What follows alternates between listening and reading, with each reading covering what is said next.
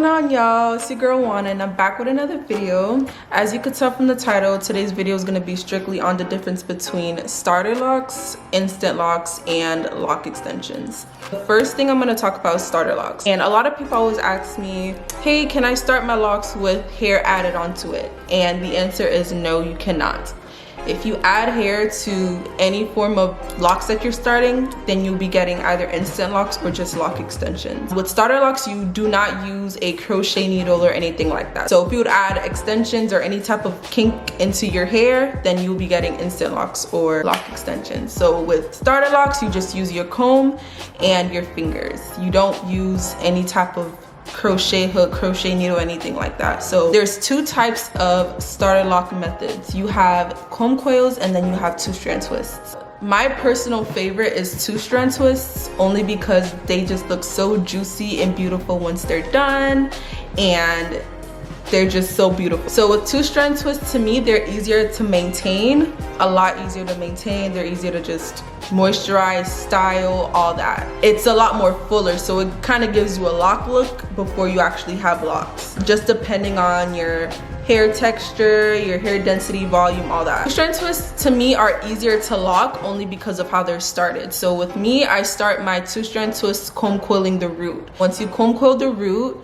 you would just 2-strand after that. So it kind of gives you a lock look in a way, and it gives you a solid foundation so your hair is able to lay flat. If you just 2-strand from the root and just, 2-strand to the bottom, you won't really have anything to really twist, like, when it comes to retwisting. So it's harder to maintain that way as well, because your hair would just kind of be growing out.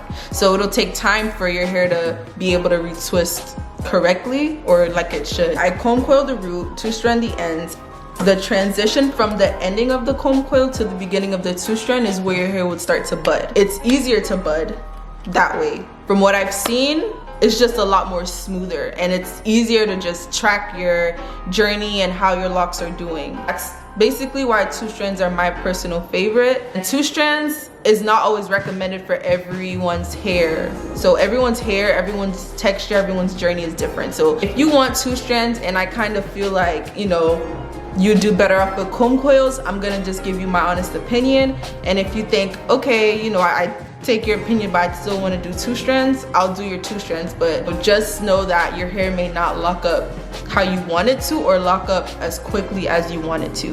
The method that you choose goes with the texture, density, volume of your hair, which then leads to how fast or how slow your starter locks will lock up. With starter locks, you have to go through the process, the journey, the whole thing for your locks to lock up 100%. Everyone's journey, once again, is different. So some people's hair can lock in 3 months, some people's hair can lock in 6 months, some people's hair can lock in more than a year. So it really just depends on your hair texture, how you take care of your hair, and all that good stuff. With comb coils now, I just start my comb coils when the hair is 100% wet. So I do not do comb coils on hair when it's dry. With that being said, the wetness of the hair allows it to comb a lot better rather than doing it when it's dry. So I only start comb coils with water, mousse, and I use gel to part it. So I don't use gel down the whole entire hair because I just feel like it weighs down on it. So I use just water, mousse, and gel to part. So I don't use gel to comb coil. And with that, the hair just coils all the way, so the hair just coils so much better to the bottom. And it's less tension, it's less tugging, less pulling, all that. So it's just a lot more smoother, easier, everything. I always recommend comb coils for certain textures, but like I said before, if you think, hey, I don't want comb coils, I want 2-strand twists, I'll take your advice, but I really just don't want that, and I'll give it to you. But just know that your hair may not lock up how you want it to, or you think it should, if you go with the method that doesn't really suit your hair texture and your hair density. So like I said, also, the time of locking and budding, all that just varies depending on your hair texture, all that. So with budding, I feel like with 2-strands, it buds a lot easier and faster than the comb coils, because a transition from the comb coil to the 2-strand twist is a lot of space, so it's just easier for the lock to kind of do its thing and kind of get started rather than the comb coils. kind of just has to start from the middle somehow, some way. Once again, that also depends on your hair texture, density, volume, all that good stuff. So I'm gonna insert a picture of comb coils and 2-strand twists so you guys can see the difference and see how you like it. And another thing is, a lot of people tell you that you can't wash your starter locks or you shouldn't wash your starter locks. If your stylist is telling you to not wash your hair, find another one. Okay? Because with starter locks, your hair needs to be washed. Your hair needs that humidity, it needs all that water and stuff, so it helps it form, blood, all that. Imagine going months without washing your hair and all that product and builds up on top of it. You don't want that. So every person that comes to me to get their locks started, I wash their hair. Doesn't matter the texture, doesn't matter all that. I wash their hair. So if I don't wash their hair, it's for a particular reason, or if they already came with their hair washed and I've analyzed it and their hair looks fine. I wash all my starter locks. It's good to wash it, it's good to shampoo it, and I also don't use conditioner on my starter locks because the conditioner will just take out everything that we've just done and just soften up your hair. So I use shampoo and I use conditioning shampoo and moisturizing shampoos to put that moisture back into your hair. Then after, I will go in with oils and mists and put that moisture and hydration back into your hair. So the next thing I'm gonna be talking about is instant locks. Instant locks is low-key a form of starter lock still, because instant lock still has to go through its own form of budding and stuff like that. Instant lock still has to go through its own form of locking in a way. Even though you're leaving your stylist's chair with a head full of locks, it still has to form and, you know, tighten up and do its own thing.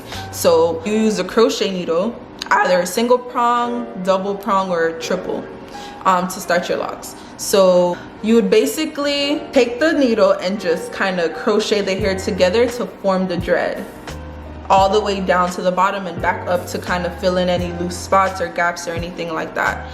Instant locks typically take a full day. It could take 6 hours, it could take 12 hours, depending on the size that you want, depending on the amount that you want, depending on the thickness of your hair, all that. It really all depends. So with starter locks and comb coils and 2-strand twists, those usually don't take more than 3 hours to do at most. With instant locks, it could take a full day because of you having to lock each and every bit of the hair. So instant locks is pretty self-explanatory. It's instant locks, so you're getting locks, but you still have to go through that process of your hair locking to its full potential.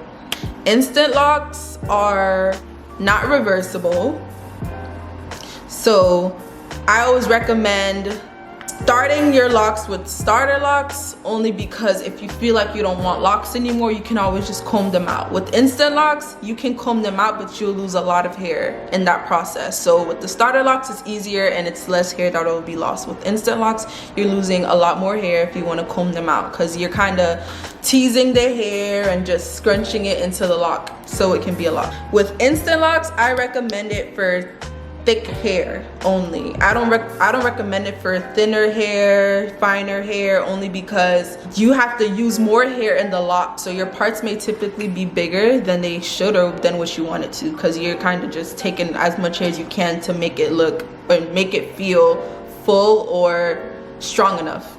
I'm not a fan of instant locks, only because I just feel like everyone should start their journey and experience it the good way and just see how beautiful it is. With instant locks, it's kind of just quick and done, but sometimes instant locks can take a change. So you can start your locks at a certain size and they can swell, or they can just, you know, become smaller. So that also is something that you guys should take into consideration if you are looking to get instant locks. Starter locks, it can do the same thing too, but not really, because you can kind of see how thick your hair is going to be once it starts to bud. So budding determines all of that.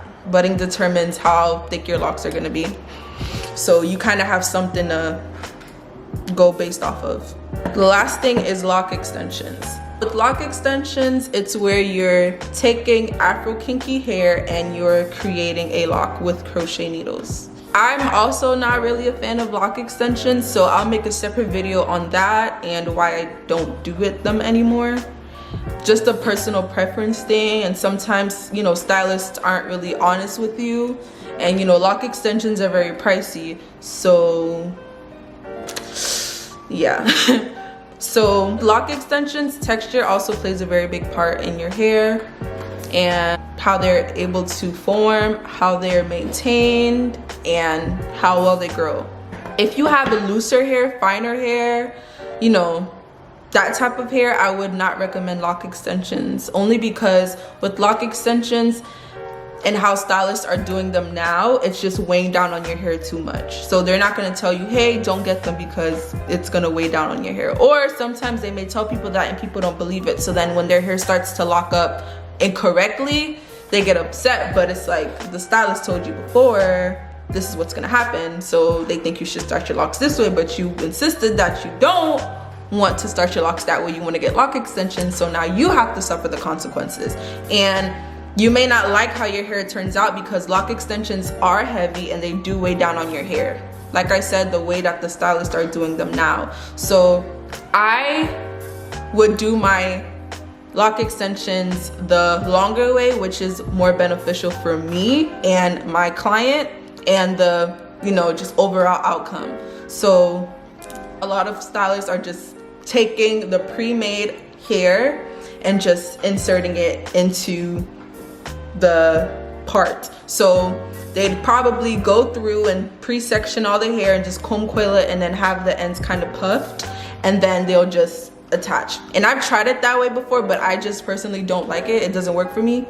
So I would comb coil it, instant lock it, and then add hair as I'm going. So the lock can be the same size, volume, density all the way to the bottom, instead of just making parts and then just installing these extensions that can be bigger or whatever. And that's how they start to just separate after a while. So after you wash them and stuff like that, you see them start to loosen up from like where the lock extension starts and where your real hair ends. A lot of people take pictures on Instagram and, you know, their lock extensions look good, so it makes everybody wants them, but they don't really tell you the full rundown of what they're going through. And a lot of clients come to me with lock extensions done by other people, and I always have to reinstall or, you know, redo some of them, and I really don't like to do it, only because I know it's damaging to their hair. So I always tell them, you know, it's weighing down on your hair too much. I think you should reconsider, you know, maybe taking the extensions out and letting your natural hair breathe, or whatever the case is. So the extensions can damage your actual locks if they're not done correctly. Once again, texture plays a very big part. If you have really soft, fine hair, you really should not be getting lock extensions. That's just a personal opinion. You know, every stylist has their own way of whatever they do and how they do it, but this is me. This is what I like, this is what I've seen, what I've experienced, and I've done lock extensions before and they came out pretty nice, but I did them the correct way, so they look natural and real. So I add hair as I go, so it fills out and it becomes the same size all the way down. But with lock extensions, it can look like it's the same size all the way down in pictures, but in person you can feel the difference where the lock starts and where your hair ends, and that's not the goal. And the permanent lock extensions aren't really permanent. Sorry to say that, but they're really not permanent. They're permanent if you let them be permanent. So if you know, go back and keep putting them in as they fall out, then they'll become permanent. But they'll start to eventually just separate and do their own thing once the lock extensions start to weigh down on them if they're done incorrectly. So if they're done the longer way, which can take a day or even two, then you can consider them to be permanent lock extensions. But if you're just pushing the extension into the end of your hair and just crocheting, it's not gonna give the best outcome later on. So for the first couple months it may be okay, but then after that, that's when you're gonna start experiencing problems. That's basically it for the difference between starter locks, instant locks, and lock extensions. So starter locks are locks that you're starting and you have to go through the process, budding, just locking, goods and bads, all that stuff. Instant locks, you're leaving your stylist's chair with a full head of locks, but you still have to go through the process of your hair to just, you know, form to its full potential. But you will leave your stylist's chair with a head full of locks. And sometimes instant locks are stiff, so I wash them after I do them. So after every instant lock, I wash them. And then with lock extensions as well. So after I've done my lock extensions, I've washed them just to loosen up the stiffness. And none of them have fell out or anything like that. They all look good and all that stuff. If you guys want me to do any other videos, you guys can comment below and let me know what videos you guys want me to make. I hope you guys enjoyed this video. Make sure you guys like, comment, share, and subscribe to my channel and join the family. Get your girl subscribers up. Hope you guys enjoyed this video. Bye.